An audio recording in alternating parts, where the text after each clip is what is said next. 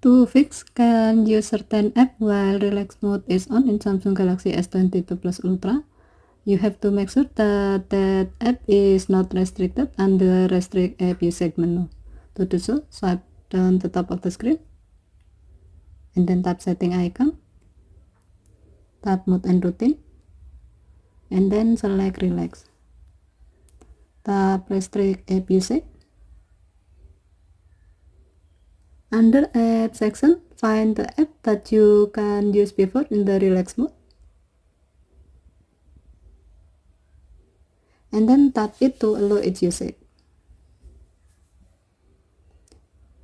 The app will have a checkmark as a sign that this app is allowed to be used. Now tap done button.